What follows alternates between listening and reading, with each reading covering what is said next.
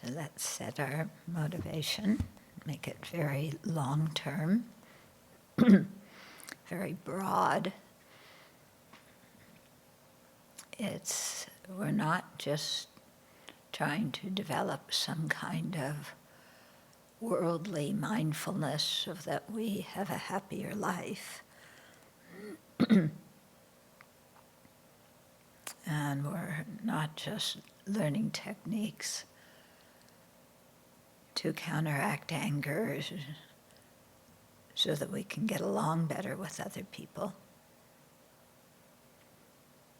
These may be side effects of our spiritual practice, but our basic motivation has to look beyond this lifetime.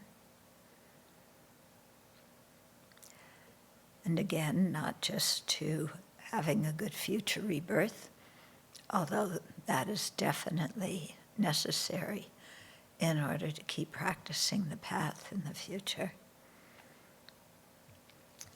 And our motivation isn't simply to get out of samsara, get off the merry-go-round ourselves, although that is definitely necessary if we want to benefit sentient beings.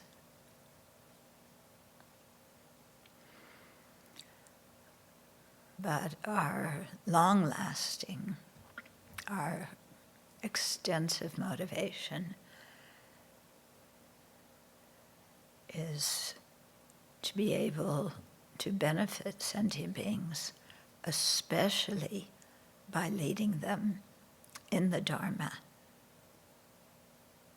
through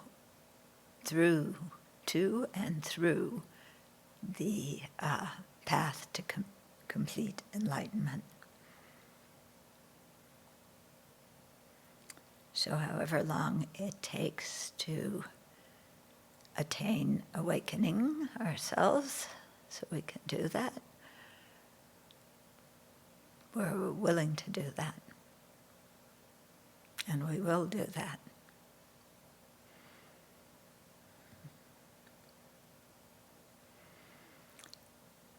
So what we're doing today is learning. And learning is especially learning the history of a little bit of Buddhist history and history about the Sangha and how it was formed.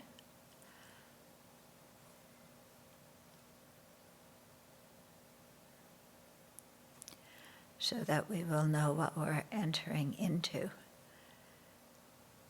and know how it has developed over time.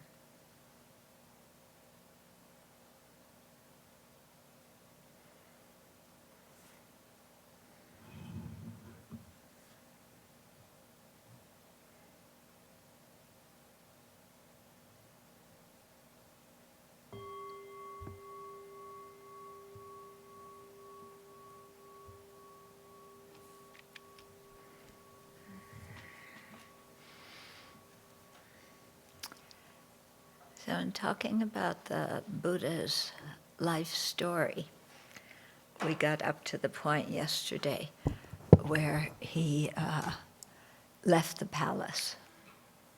Okay? So you'll see in the biographies of all the great masters that they left their previous family. They left their homeland. And in the in 37 Practices of Bodhisattva, it talks about leaving your homeland. I think it's verse 2. And going into seclusion. What seclusion means, of course, it could mean finding, your cave up in the mountain. But the seclusion means seclusion from the afflictions. Retreat means retreat from the afflictions. It doesn't mean a place up in the mountains where you don't talk to anybody. Okay, it means what you're doing with your mind. And that's quite important. So what's the reason for leaving your homeland? We touched on that a bit yesterday, about the fact that when you continue to live in the culture that you were brought up in, with the people you were brought up with, you tend to act the same way and think the same way. And it becomes very difficult to change old habits because you've been conditioned in those ways. And even when we have left our homeland and our family, so to speak, we find it already difficult enough to change old habits, because we bring our old habits and our views and our opinions right into the monastery, because, one of the basic premises of our life is whatever I think is right. Right? We would never think anything wrong. We're smart, intelligent people. So whatever I think is right, and we come into the monastery, and everybody has their own version of what right is. Yeah?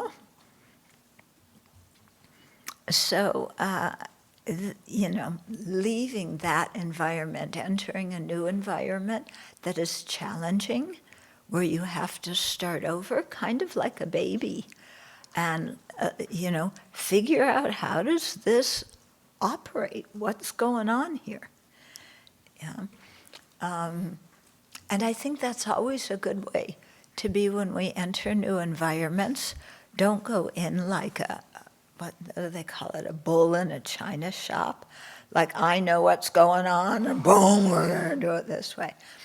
But you go in and you have to suss out the situation and figure out how it works, and then figure out what your role is going to be in it, and what you need to learn, and what you can contribute. Okay?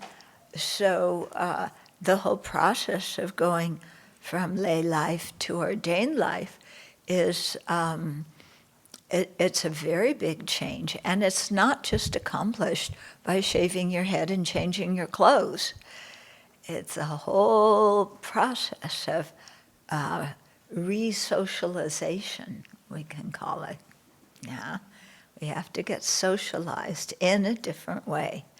And of course, when we're we don't like changing what's familiar, and we don't like changing what we think is right. But that quote, quote, shock to our system, we might say, is really helping us see how our mind operates. Yeah? And thoughts, ideas, ways of doing things that we don't even recognize as perhaps afflictive and non-virtuous, yeah, or we don't recognize as one way of thinking or one way of doing things. Yeah. And so, we have to adjust and be flexible. And,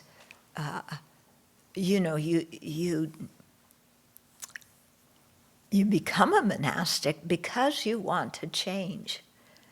Yeah, you realize that your old way of acting and thinking is not working, and you're just creating a lot of non-virtue, and you want to change that. If you don't want to change because you think you're good enough as you are, then you're going to be miserable in a monastery. Yeah? And you probably will be miserable with whoever you're with. Yeah? Because very seldom do people think alike, about everything. But here, it's, there's the definite intention to, I'm doing this because I see I need to change. Yeah. When you get married, you don't think, oh, I'm doing this because I see I need to change. You get married, oh, because this person is going to fulfill all my needs. Except you didn't tell them that, you just expect it. And of course they can't come through, okay? But here we're coming in knowing that we're going to be challenged. Yeah? Okay. So, the Buddha, his charioteer, took him out, dropped him off somewhere, at the bus station. He got a ticket to nowhere. No, he just dropped him off somewhere. And the Buddha went searching for a teacher. And he found one teacher, and at that time, the wandering ascetics, they lived similar lifestyles, but they were mostly focused on gaining the higher levels of concentration. When we talk about samsara, we talk about 3 realms. The desire realm, that's the one we're in. The form realm, which is a realm people are born in when they have certain levels of concentration, and they have bodies, not flesh and blood, they're more immaterial. And then the formless realms, where they don't have, their bodies are not material at all, and their concentration is much, much deeper. Okay. So within the desire realm, the realm we're in, it's called desire for a reason.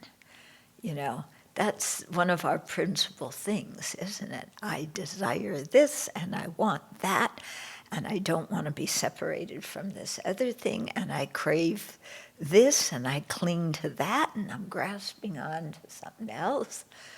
Desire is our MO. Yeah. And within the desire realm, you have the human realm, and then you also have desire realm gods, yeah, and some of them are kind of like having a heavenly existence, although they don't describe it as being reunited with your family. It's in Christianity, you're reunited with your family. Yeah, your nuclear family. That's probably nuclear in more ways than one. Yeah, but you're reunited, and that's heavenly. But in Buddhism, the worldly gods, that's nothing to do with your family. And then there's another level there's different levels of those desire realm gods, and then there's asuras called anti-gods, or demigods, and demigods like half-gods. Anyway, those are ones that compete with the desire realm gods, and they fight over who gets something, because there's a big tree, and its roots, I think, are in the asura realm, but the fruit that the tree grows across the boundary, and the fruit is in the God realm. So the gods say, it's ours because the fruit is hanging over our piece of dirt. And the asura realm says, no, the roots are in our dirt, so the fruit is ours. And they fight wars about it and about all sorts of other things. Okay, so those two, and then there's the human realm. Yeah, then there's the animal realm, which, is the only one we can actually see with our senses. That's considered a lower realm, because very difficult to think, and to learn the Dharma. And then below that is the preta realm. The pretas are often called hungry ghosts. they aren't actually ghosts. They're just beings who are born there by the force of their craving and hunger for everything, and so always plagued by hunger and thirst, and run around. It's like a certain aspect, there's all sorts of ways in which you find human beings that resemble these different realms. And then below the hungry ghosts, the pretas, are the naraks, and those are hell beings. Yeah. Hell in Buddhism isn't the same as Christianity. It doesn't last forever. Yeah. And nobody's sending you there. But it's again, like all the other rebirths, a product of karma. Okay, so the teachers that the Buddha first found, they were interested in gaining these deep states of concentration so they could be born in the form and formless realms. Okay, and so the Buddha was very diligent in his practice. He attained the level of concentration of this first teacher, and the teacher was so pleased with him, he said, "You can lead the whole community of disciples now if you want to, because you've actualized what I've actualized." And for the Buddha, he didn't go, "Oh yeah, lead a community, be number one, have everybody respect me. Yeah, good, I get to do that." No, he left because he had learned everything he could from that teacher, and he knew he still wasn't fully awakened. He was still those realms of the form and formless realms of deep concentration is very deceptive because they're so peaceful that many of the beings born in them, because they've attained that level of concentration when they were human beings, once they're born there, they think, "Oh, this must be nirvana." Yeah, but it's not. Yeah, when the karma ends, kerplunk, they go down into lower realms. So then he went to seek the second teacher, who had even a higher state in the formless realms of absorption. The Buddha mastered that. Well, I should say ex-Prince Siddhartha mastered that. The teacher again offered him to take leadership of the group, and he again declined and left because he wanted to be free of samsara altogether. Yeah, because he saw the defect, the problem of getting born in these higher realms is, that you think you're awakened, and then at the time of death, you have all these visions of your next rebirth, and they are not pleasurable. And they took one of my teachers, Serkum Rinpoche, the previous one, they took him to the top of the Eiffel Tower in Paris, and he said, "Oh, this is just like the upper realms. Once you get born here, the only way to go is down." Yeah. So Siddhartha was quite aware of that defect of the upper realms. And his renunciation wasn't just of the pleasures of the desire realm, but renunciation of all the different rebirths of samsara. So if you have your merry-go-round, you can have, when your horses are up, your little horsies are up, you feel good. When the horsies are down, you can't see so well, you feel bad. Yeah. So the Buddha wanted to get off of the whole merry-go-round. So he left, and he went looking again for teachers and opportunities to practice. And he met up with 5 ascetics. Asceticism was very prominent at that time among the spiritual seekers. Nobody told you to wake up. What's going on? My computers have their own minds, so I think it's saying, I'm here, use me. We'll get to you. I swear they have, your parents, my computer, when it wants to change the screen, it changes the screen, even I haven't pressed anything. Yeah. So, anyway, back to our topic.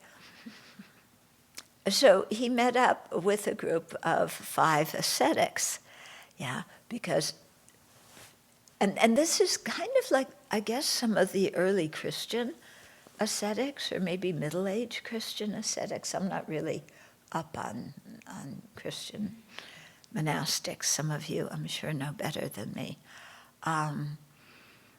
But the idea was, one of the foremost things that fed our desire and kept us stuck in samsara, this craving, is regards the body. Yeah, we want physical pleasure. We want to see pleasant things. Yeah, if you look at the pictures of Ukraine and the bombed out buildings and just what it looks like, and we recoil. It's like, I don't want to go there. Yeah. So we don't want to see ugly things. We're attached to beautiful things. We're attached to beautiful sounds. Yeah, we like the kind of music we like, not the kind of music our parents like or the younger generation likes. Smell. You go to India, and India's changed a lot. I have to give it credit for that. But, many places you go, the smell is terrible. And, places in the US that are very polluted. And when you have garbage dumps that are just mountains, in India, the garbage dumps are really like mountains, and the fumes are horrible. We run away from that. We want nice smells. Okay, taste, food, very much attached. Yeah, and if the food isn't what we want, anger arises. Okay, and then especially touching. Yeah, this is a big one. We want smooth touches, not rough, scratchy ones. We want the right temperature. Yeah, everybody's doing retreat. One person gets up and opens the window. Another person gets up and closes the window. Yeah, another person gets up, puts it halfway up. We want the right temperature. Yeah. Our bed has to be not too hard and not too soft. It has to be just perfect. Yeah. The floor has to be soft, and again, not concrete, unless, of course, it's heated concrete from underneath. But still, that's rough. That's not such a nice feeling. Yeah. When people touch us, we want nice things. We don't want wham. Okay? So our whole life is running after sense objects. Now you might say, well, what about attachment to reputation? It doesn't have anything to do with sense objects. It actually does. Yeah, because how do you get a good reputation? By what people say about you, object of hearing, by what people read about you, object of sight. Okay, so any kind of thing that we are attached to, we may initially say, Oh, well, I want a corner office. That doesn't have anything to do with sense pleasure. Oh, yeah? I'm sure in your mind your corner office is fully decorated, with the best view in town and, a nice comfortable chair. The desk is the right height. It's not too low, it's not too high. Yeah, with things on the wall that you like. Yeah. So, everything that we seek in worldly life is in one way or another related to the senses. If we didn't have the 5 physical senses, you can't have a good reputation. You can't hear praise. Yeah. You can't have high status in society because nobody can see you. Yeah. You don't have titles because nobody can read them or hear them. Okay, so everything in one way or another is related to our senses. So the idea among ascetics is that you deny your senses, and by denying your senses, you overcome the attachment to them. Now you might say, well, if you look at monastic vows, you deny many things, many kind of pleasures. So isn't that asceticism? Didn't the Buddha want everybody to be ascetic? The way the Buddha had us detach from some things, we're celibate, okay? So, and that's one of the big attachments, is why? Yeah, why did the Buddha make celibacy a condition? This is a big discussion in the Catholic Church. Yeah, and many people, movement, the people should be able to get married. What's wrong with that? Yeah. And you have Buddhists saying, sometimes you hear lay people, lay Buddhists in the West, not in Asia, but in the West, say, monastics they're denying their sexuality. They're repressing it. It's not healthy. Yeah. They say all sorts of things like that. And I think the reason is because they don't want to do it. Yeah. In Asia, it's a different attitude. People respect the Sangha more for what the material things we don't get involved in, or the sensual things we don't get involved in. In the West, everybody likes to be the best, and we don't want to do anything that we don't consider the best. Yeah. So if there's people who are monastic and they think they're better, which we should never think we are, but if they get treated differently, no, that's, they're suppressing their sexuality, they should have families, and da-da-da-da-da. And people say that because they don't want to give those things up. But if you look, why did the Buddha, the Buddha, the founder, was a monastic. These people who talk that way about monasticism in the West, they forget that the Buddha himself was a monk. Yeah. Why did the Buddha set it up where we have some distance from all these sensual pleasures? Well, all of the precepts were made. The Buddha didn't say, okay, I'm founding the Sangha, and here are the rules, 1, 2, 3, 4, 200, 300, and so on, okay? But every precept was made after a certain situation happened, and that situation either brought harm to somebody's personal Dharma practice, or it brought criticism from society. And so it was always in response to particular things that happened that he made those things, okay? So, I'm getting off in a lot of tangents, but it's helpful to know this because I'm going to say it sometime or another. So to help our personal practice, there's many things that we just don't engage with. We take a step back from them. Yeah. Why?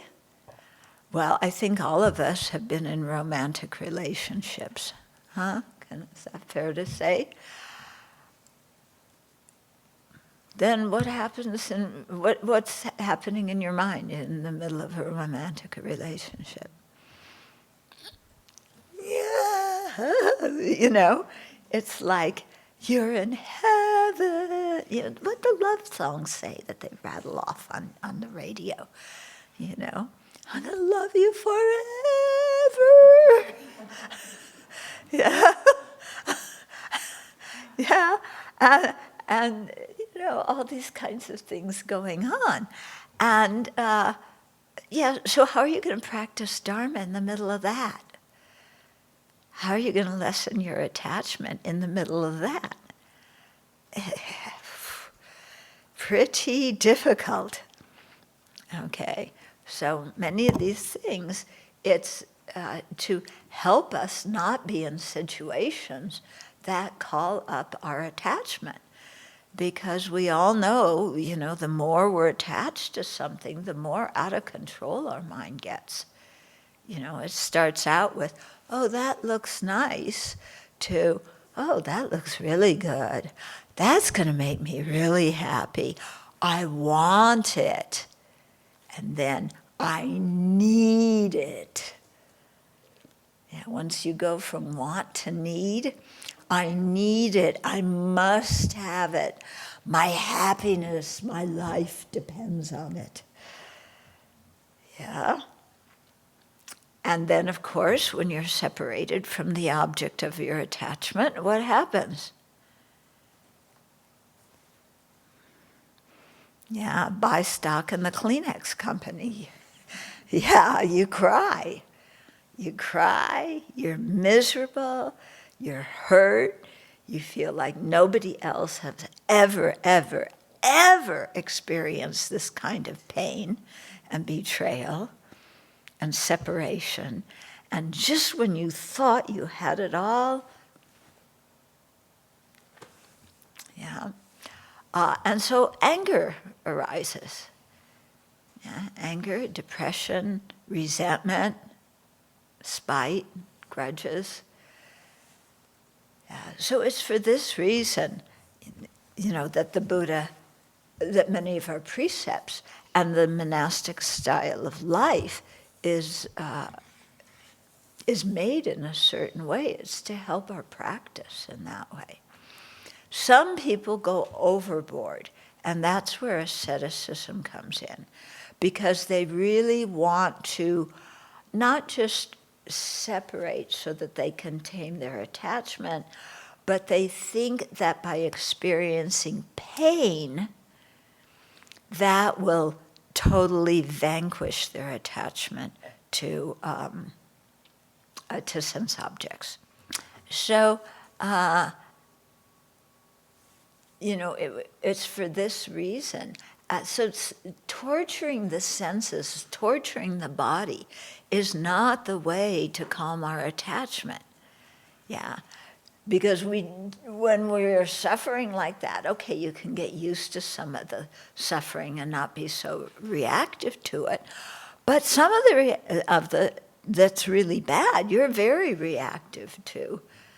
So then, what do?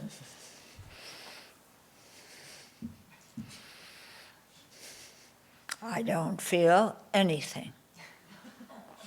I am not attached. I am stoic. I am my own person. I don't need anybody or anything.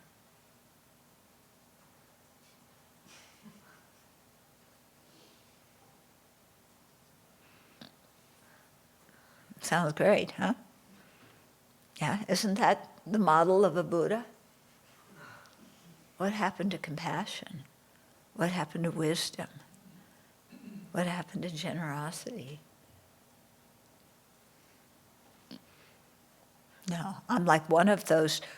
This morning we were talking about when we go to Indonesia, they make these incredible Buddha statues out of granite, big Buddha statues, like life-size or a little bit more. I would love to have one or two here. Of course, they weigh I don't know how many tons, and the shipping cost would be astronomical, but they're so beautiful. But it's, you know, that person's mind becomes like a granite Buddha.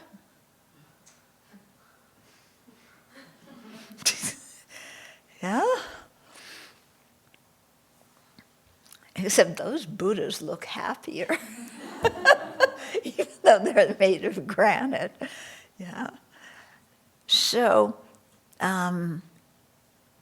so the precepts were made for a different reason, not for causing suffering. But anyway, this was the prominent way that many people of the wandering mendicants at the time of the Buddha, the way they practiced. And so the Buddha met up with 5 of them, and he went to a place near Bodh Gaya. And he meditated with them for 6 years, okay? And so, you know, to break their attachment to food, they didn't just have me cook, but they ate 1 grain of rice a day. And so it said that the Buddha, you know, on that kind of diet, he lost some weight. And, you know, without this new drug that people are taking, there's some new drug that's meant for some other disease, but people are taking it and losing weight. Yeah. Anyway, it's not like that. But he got really thin, you know, and so that's when you see the statues of the Buddha, the very thin, emaciated Buddha. Yeah. And he practiced like that for 6 years, together with his 5 friends. And after, you know, the 6 years, he said, you know, I still haven't gotten rid of attachment and anger. And, you know, I'm still not awakened. So he left them too. And he went to, he sat under a tree, not the Bodhi tree, but another tree that's not far from where he did the ascetic practices. And there was a woman named Sujata who thought that he was the tree deity. Yeah, because they believed that all the, you know, trees and rocks and so on had deities. And so made an offering to him as the tree deity of this kind of rice porridge. And he ate it, and he regained his strength. Yeah, and that's why at big celebrations in the Tibetan community, what they serve is, you know, a big scoop of rice with sweet raisins and nuts and sugar in it, you know, reminiscent of what Sujata gave to Siddhartha. So he regained his strength. He crossed the river, which has all sorts of symbolic meaning, and he went and sat under a Bodhi tree. So we're now in Bodh Gaya. And he meditated, I don't know for how long, but on one evening, you know, there were kind of 3 parts of the night. And, you know, the story of this night is, you can take it literally or you could take it symbolically. You know, maybe it's probably both. But Mara, who is supposedly this troublemaker God, okay? And, but again, Mara symbolizes our ignorance, our defilements. So Mara, of course he doesn't want Siddhartha to become a Buddha, So he wants to distract him from his meditation. So he doesn't just build the Buddha hall next to him. Yeah, and make the Buddha supervise the construction.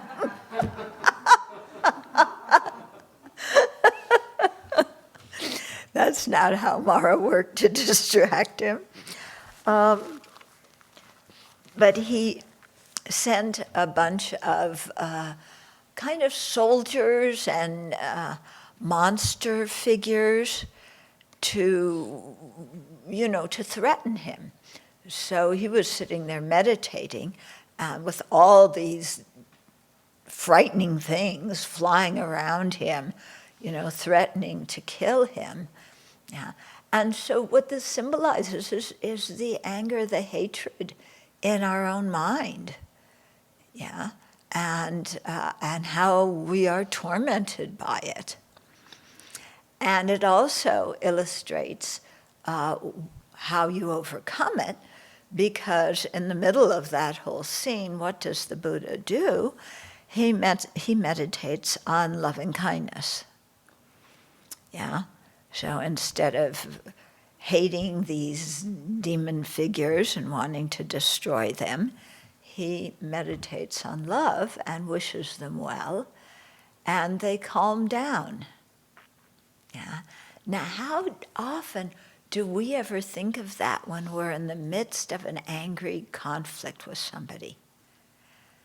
Yeah. In our world, when people are in the middle of that kind of conflict, what do? They fight back. However you can, you fight back. You're taught to fight back.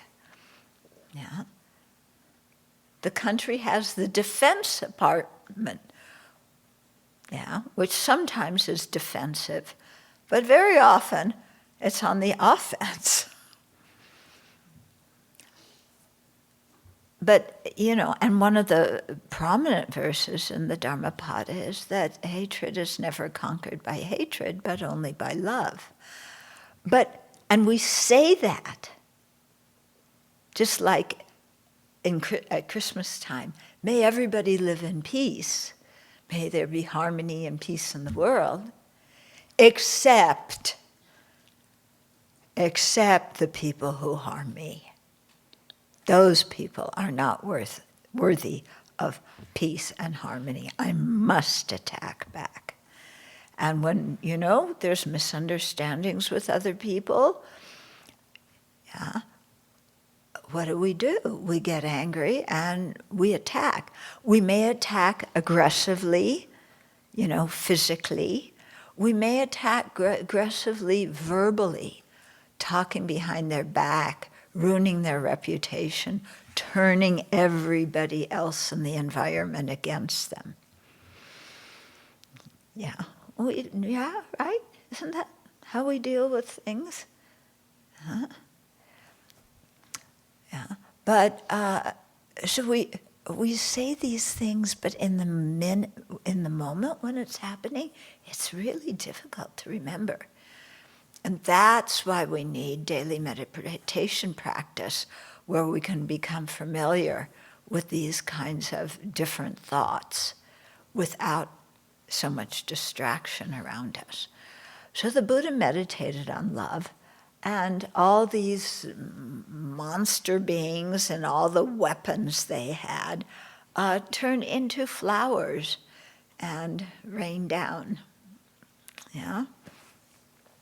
So Mara said, that one didn't work, let's try another one. Okay, and so then he said, I know what will really get the Buddha. We'll send all the dancing girls. Okay, so he got Marilyn and Beyonce and who else? Who? Oh, Lady Gaga, yeah, for sure. And the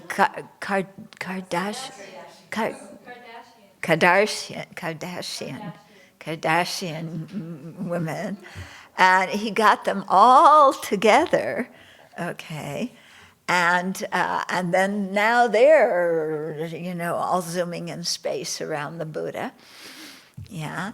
And the Buddha's trying to meditate while all this is going on. And so what did he do? So this is representing the attachment in his own mind. And when we have this kind of strong an object of desire, I want that, I need that, that is definitely going to make me happy. Happier than anything else. I gotta get it, yeah? So, Buddha knows if he follows that, he's never going to attain awakening. So what does he do? He changes them all into Oldhags. Okay? So there's Lady Gaga as an old hag, and poor Marilyn with gray hair and wrinkles. Yeah. And fat. Yeah, they all get fat, because your belly, middle-aged women, what happens is your fat is no longer here, it goes to your stomach. Yeah. So. And you have gray hair and bad breath. And, that's not to say the men are any better. The old men are just exactly the same. Yeah? So, the Buddha transformed them like that, and that stopped the attachment. And during his meditation, he also saw all of his previous lives. And then he saw sentient beings getting born and dying, again and again. And what was the third vision?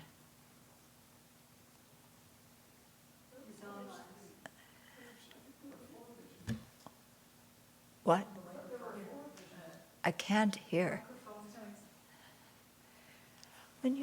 When people talk like this, I can't I thought hear there were them. 4 visions, and one was the armies, and then the women, and then he saw his own life, and then he saw sentient beings.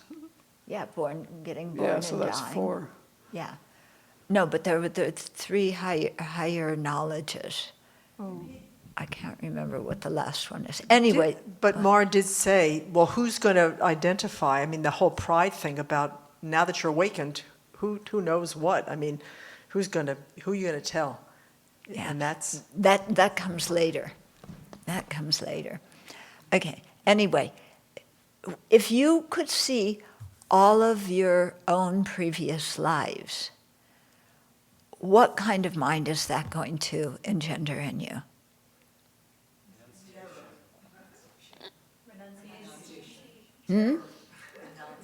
Renunciation.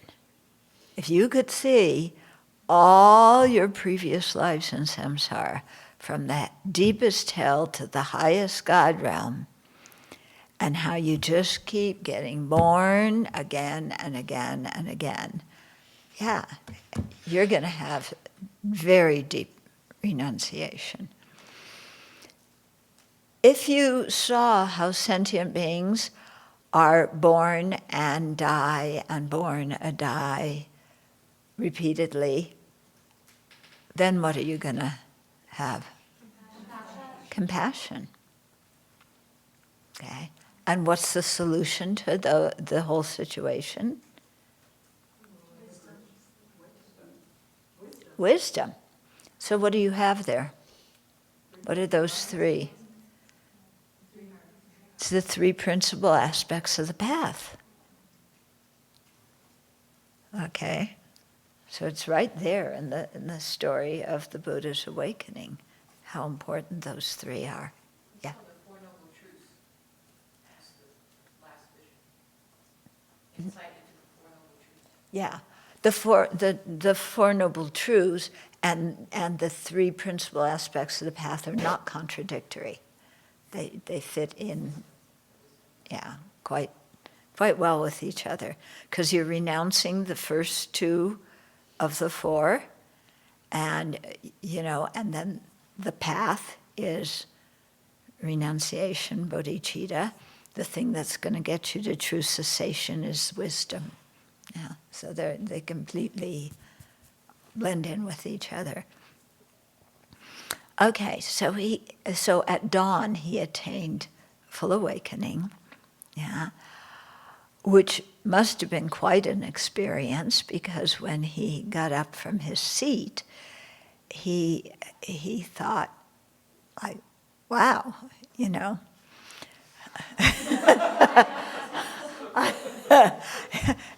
speechless. Yeah. But then he thought, who is going to believe me? Who can I talk to about this?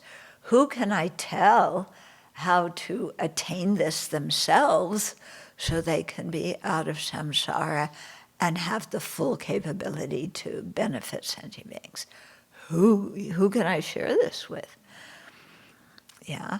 And of course, that's when Mara showed up and said, forget it. There's nobody who wants to hear this. You're all alone. You're a freak. Don't try and teach this to anybody. And then, so what you see is how Mara keeps showing up in one way or another. Yeah. So Buddha, at this point, he was Buddha. He didn't pay any attention to Mara now. But then the Hindu gods, Brahma, and I don't know who came else with Brahma, Ishvara. What? Chakra, yeah.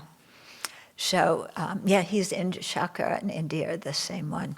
Indra, yeah, are the same god. So, so they came and very respectfully said to the Buddha, please teach, because there are beings with little dust in their eyes, meaning there are beings with, whose afflictions are weak. So he said, okay, if you say so.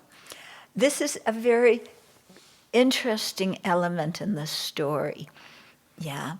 And I think, it's, if you want to see it as a legend, because if you have the Hindu gods now bowing before the Buddha, requesting that he teach, yeah, you're giving the message to the people who propitiate these gods that the Buddha is superior, and that their own gods would refer them to the Buddha as the teacher. Mm-hmm. And so that's why also in certain tantric deities, the deity figure, they're stepping on different Hindu gods. Yeah. Actually, Hinduism didn't exist at this point. It was mostly Brahmanism, and the people followed the Upanishads, but it wasn't Hinduism as an organized religion. So then he started thinking, okay, if there's beings with little dirt in their eyes, who can I go and teach? So the first people he thought of were his two previous teachers, because he was very grateful to them. He saw their spiritual potential, yeah. But then with his clairvoyance, he saw that both of them had just died, like the recent day or two before that.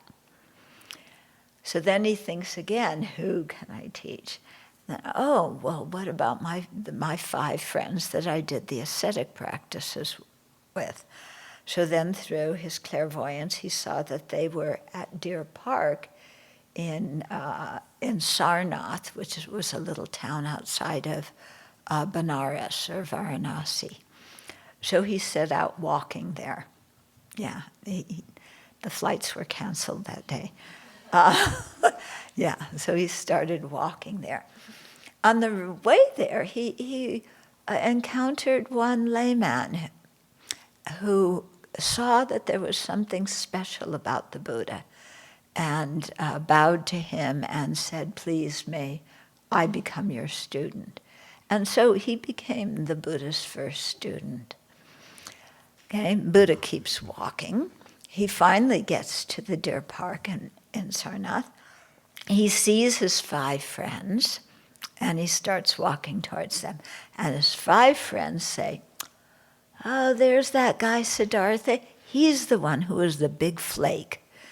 Yeah, we were all doing ascetic practices. He did them for 6 years.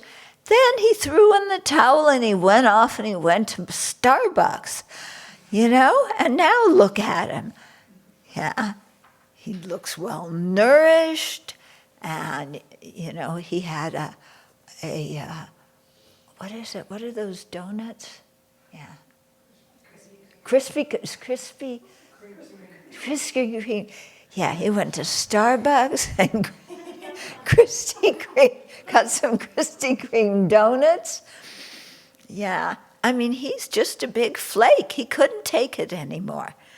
So he's not spiritual at all. So when he comes, we're not going to, in those days, the way you showed respect was you made a seat for somebody, you offered them water, yeah, you washed their feet, you invited them to sit down.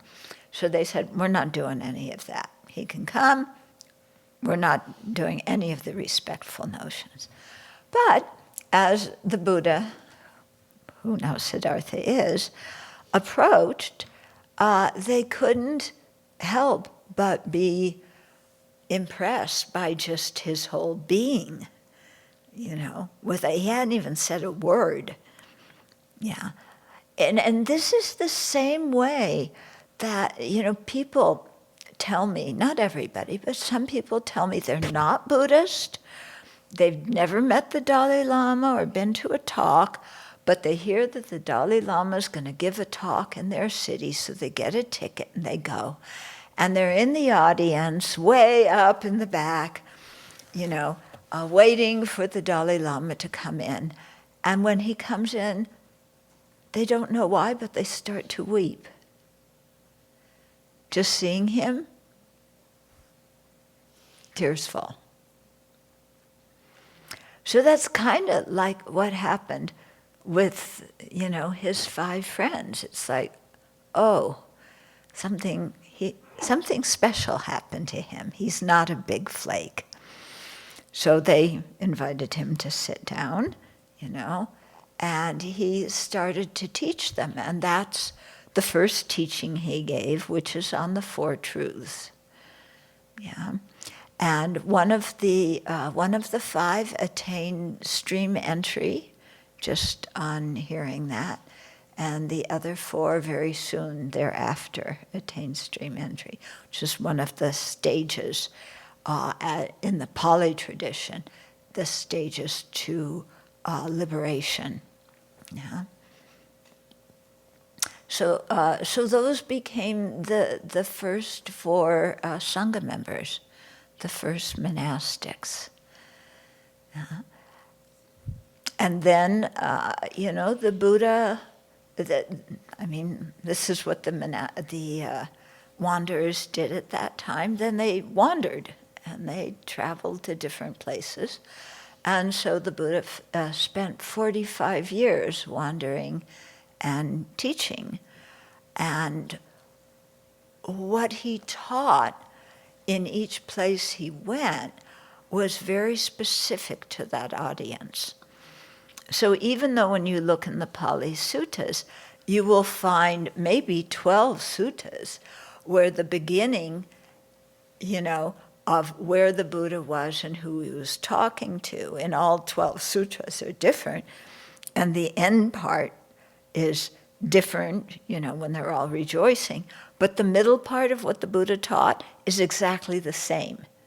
So you might say, oh, well, the Buddha said everything word for word to, all these different places. He didn't teach different things according to different people.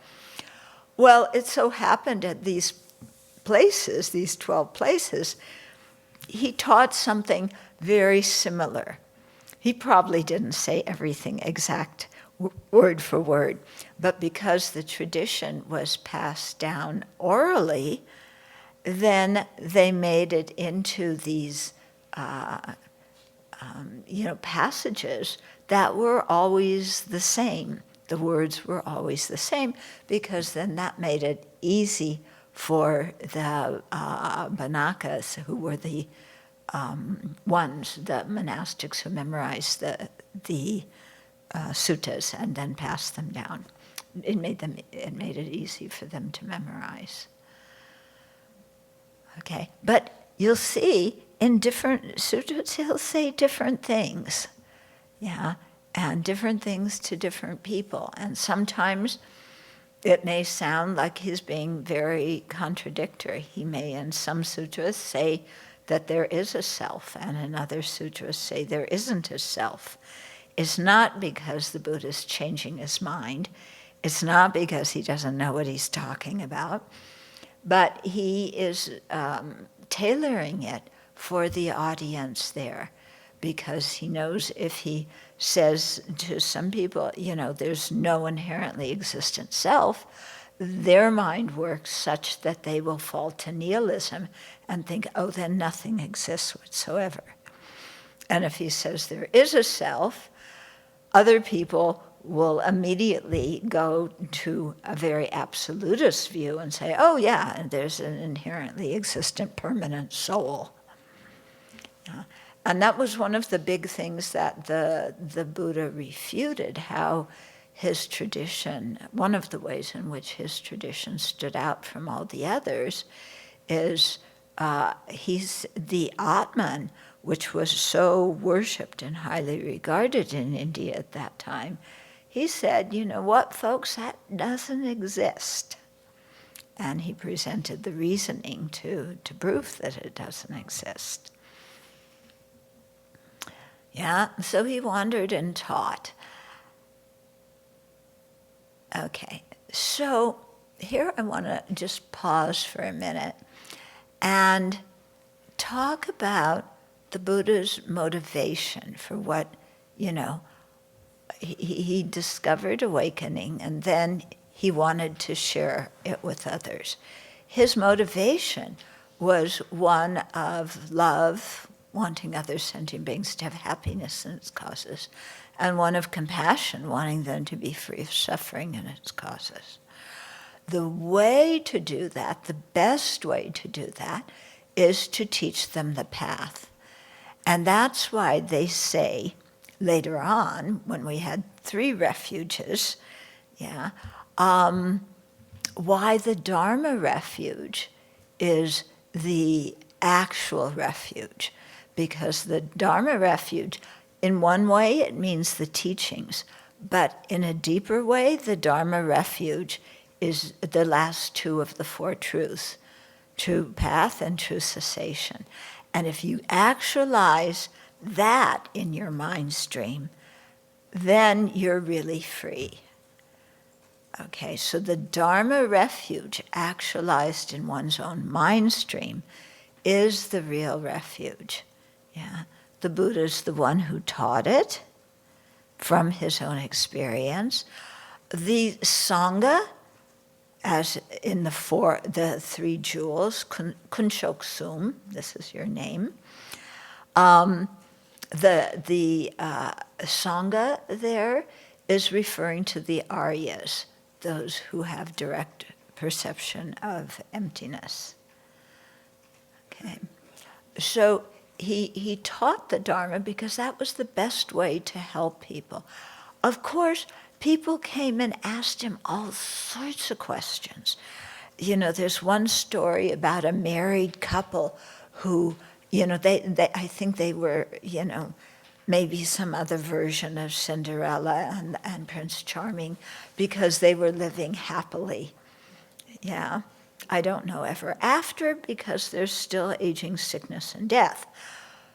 But they met the Buddha and they said, we want to know each other and be married in future lives, because this life we care so much for each other. So they said to the Buddha, how do we do that? So he taught them about the karma. to create, and then how to dedicate for that.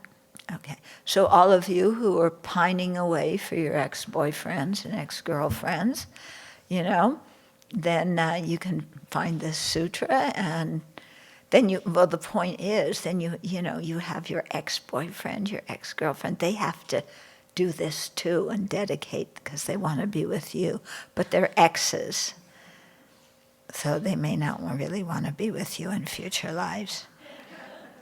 And you, when you think about it, may not actually want to be with them either. Yeah? Because you don't always know. Are you going to be companion grasshoppers? Do grasshoppers, are they, did they find that your previous grasshopper husband?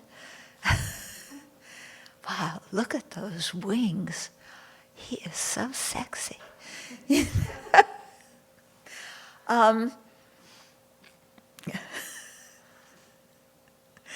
So he taught according to people's mentality. Very skillful, very skillful. Yeah. Was his role as a teacher his career? Was it his profession? Did he have the idea when he renounced and was practicing the Dharma that he wanted to be a teacher that was world-renowned and the world-honored one? Yeah. Did he want to have a certificate? Not one certificate from a university, many certificates from many universities showing that he had, you have, Siddhartha has worked hard over one countless great eon and attained the first Bhumi. That's one certificate. Siddhartha has worked more over several half eons and has now attained the second Bhumi. And you go up to 10 Bhumis, and after, he got all three countless great eons, and he has the diplomas to prove it. And look at his CV. I mean, from a wealthy family. Yeah, so if they accept him to do whatever, his family will donate and be a supporter of your organization. So because there's no more affirmative action, so they're not going to accept the Buddha. The Supreme Court, if you don't know, just overturned affirmative action. Our dear Supreme Court. So affirmative action, is they made a policy, maybe what? It was a number of years ago. They realized that in universities and also in employment, minority people were not representative in proportion to their population in the country. And part of that was because the minorities, especially the African American community, they were living under the shadow of slavery. They didn't have access to good education. And poverty was just rampant in their communities. And if you grow up in that kind of community, it's very difficult to get a good education. If you haven't read Michelle Obama's book, Becoming, she was born in Southside Chicago, which is about as bad as it can get. And she talks about, her elementary school. And at one point, they were firing all the teachers or something was going on. And her mom walked in and said, I want my daughter transferred to another school. And the mother insisted. And so Michelle got transferred to another school. And then, of course, she did well. And she eventually went to Harvard. She went to Harvard.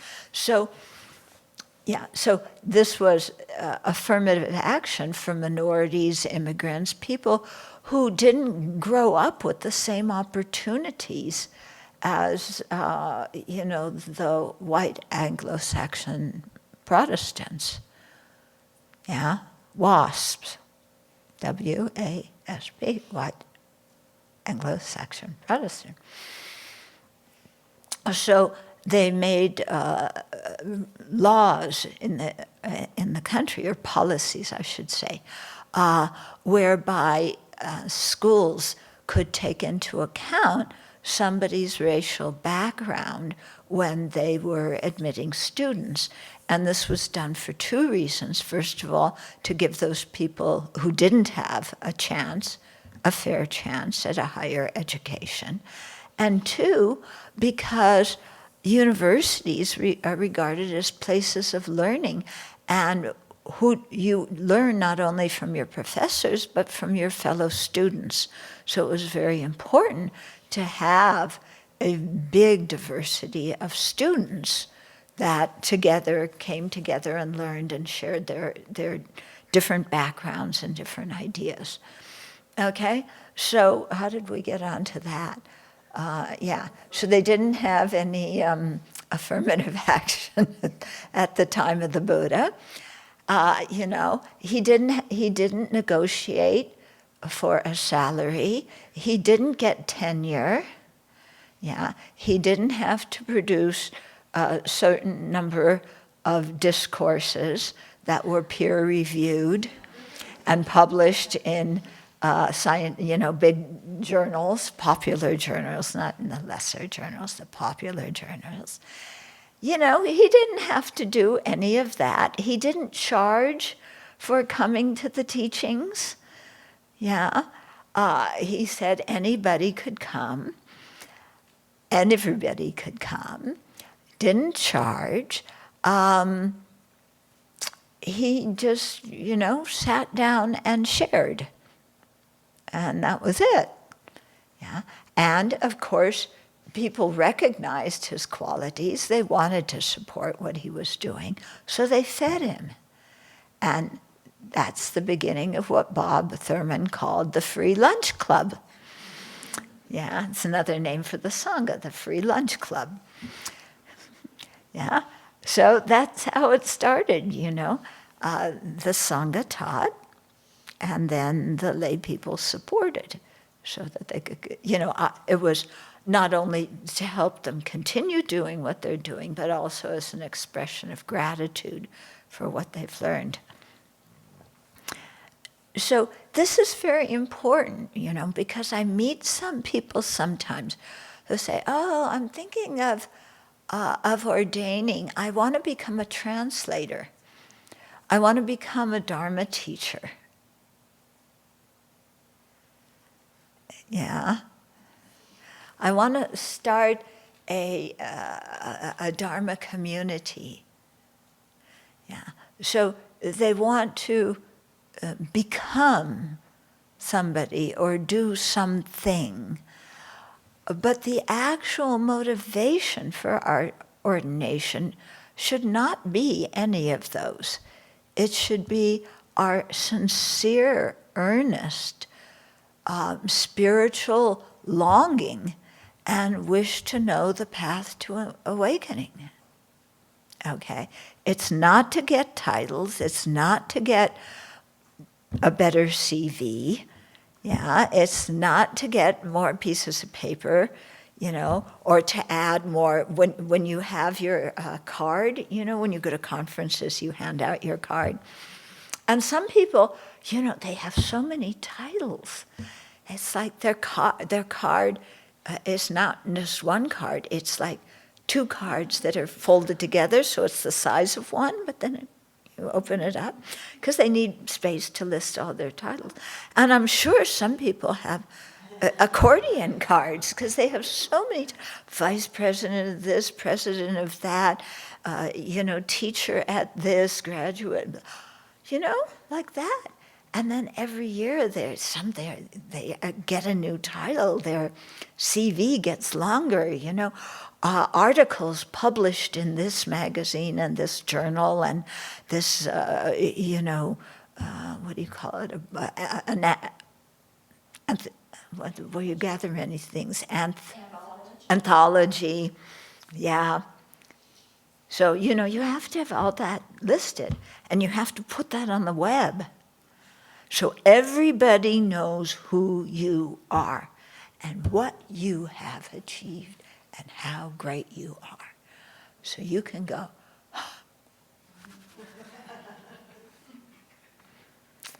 yeah? And then you can charge a lot for people to come to your teachings, and even more for them to come to retreats. And you can have a big Dharma basket. This one, no, doesn't make it. Oh, that one's a little bit bigger. We'll have to ask our Achan friends. Yeah, but what about the big gong? The meditation hall, that one's bigger. Wait till you go to China for your full ordination. The big gong is really big, you know. Yeah, so you have a bowl, a dana basket like that, that's even bigger than that. Kind of like, you know, you need a ladder to get to the top, to drop your quarters in. You know, and my dana basket. Support me and gain 50 million times 10 to the 23rd and a half amount of merit. And you decorate your dana basket, yeah. Yeah? You want to do that? No. Oh, you want to be a translator. Translators, that's good to translate, but you don't get such a big dana basket.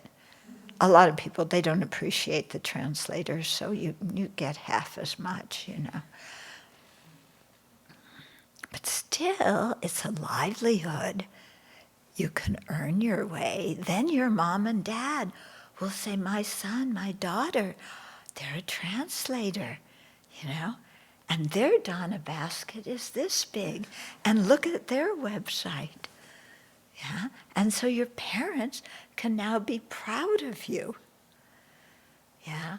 My mom, you know, was so proud when she heard that when I traveled to different places to teach, people picked me up at the airport and housed me at their homes. She was so impressed by that, you know? She, you know, because before I was just a backpack traveler, you know? They meet her at the airport, my daughter.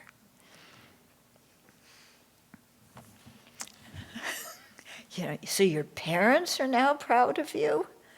Yeah, you've made the big time. Yeah, then you write a book.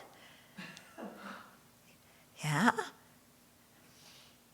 Yeah, I was thinking today, I've talked for a long time about writing a book called Words of My Precious Mother. You know? A cartoon book with drawings. Yeah. Yeah. So I've been thinking of other things that she said that actually had deep Dharma meaning. Besides, who do you think you are, young lady? Yeah, that was actually a very profound question. I didn't realize it at the time. I thought, uh-oh, I better disappear. Oh, yeah, if you realize emptiness, you're going to disappear. Oh, except I didn't know the right kind of emptiness. Okay, so, you know, this is not why we ordain. It's not so we can become somebody. Yeah, it's not a career. It's not a profession. Yeah, you don't become a teacher or a translator or a writer or whatever in the world you are And that is who you are now. You know, when you ordain, you are a disciple of the Buddha. And we remain disciples of the Buddha all the way to awakening. Okay? We never think, oh, I am, you know, this degree, this bhumi, I've had a vision of this, I had a vision of that. Or, you know, oh, look, there's flyers with my name on it. Yeah? Oh, that looks good. Yeah? And they even do video interviews with me. Yeah. I don't know. The video, I was looking at that one with Fleet Mall. I look like a ghost. Yeah, no, yeah. No, Fleet looks normal. His complexion is normal. Mine is white like the tissue. Really, I look like a ghost. It's like, it was an interview about prison work. They're going to think that I came out of the prison or something, you know. Anyway, you know, yeah. Out of a what? A cave. Oh yeah, no sunshine for a long time. So, yeah, my cave.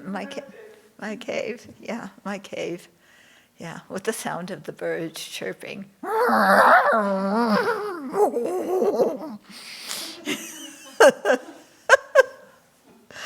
Yeah. So that's not why we ordain. So it's very important to be very clear about this. Yeah, it's not a career, it's not a profession, it's not a livelihood, it's not so you can become somebody in this life. It's so that you can progress on the path to become a Buddha. Okay? Yeah, so very important to be clear about that. Okay, so let's pause here, and you might have questions or comments. Yeah.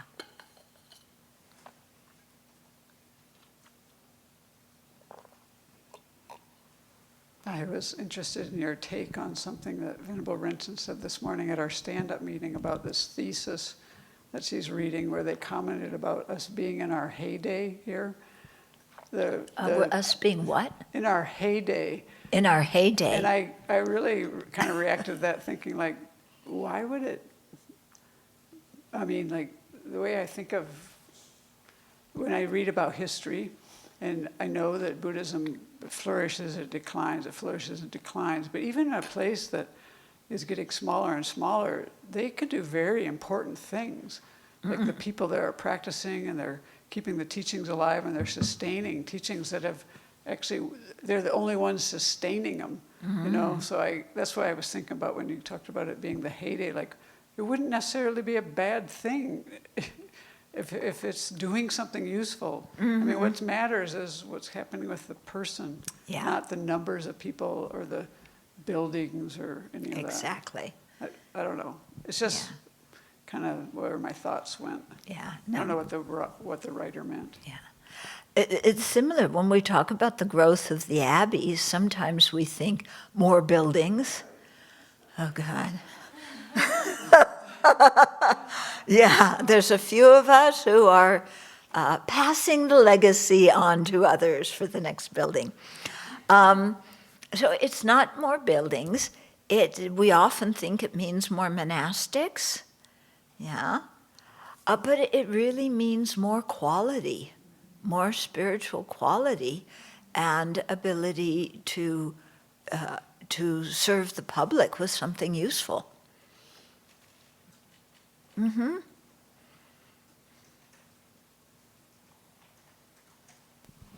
What do you think are the factors when, like in Tibet, when they started the monasteries, I mean the monastics, and then at a certain point they get monastics that had realizations, like what kind of factors would come together where it kind of boils and cooks.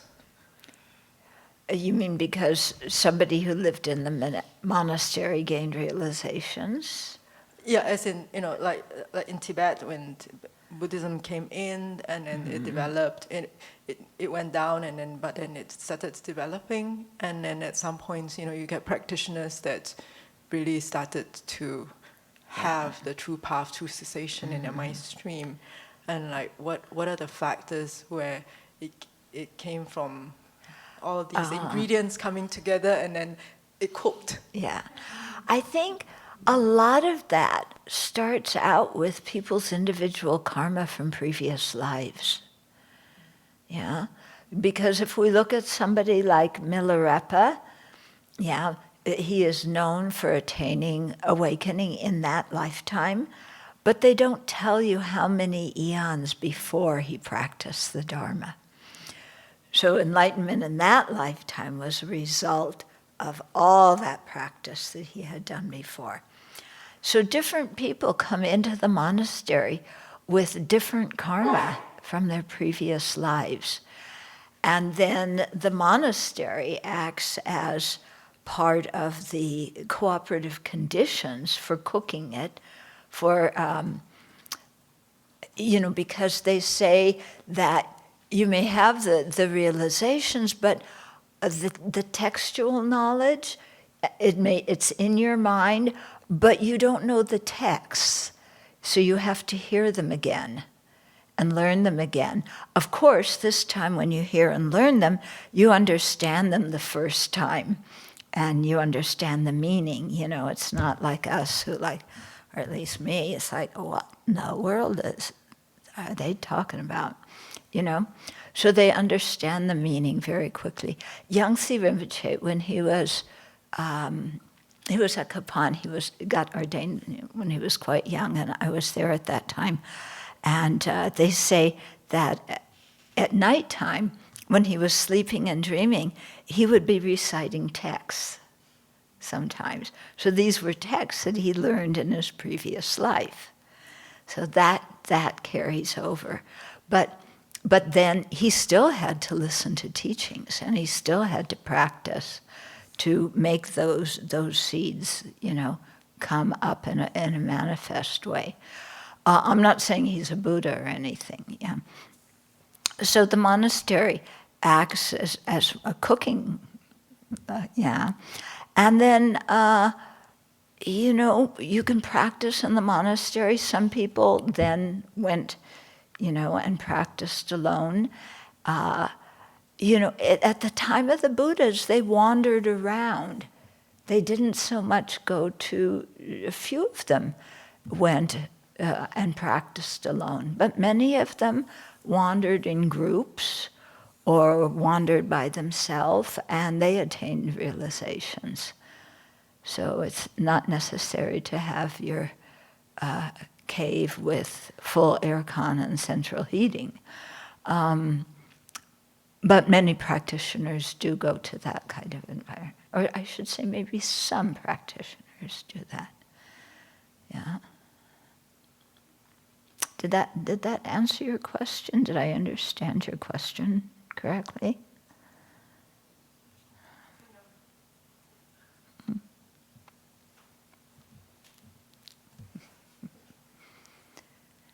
Anything else?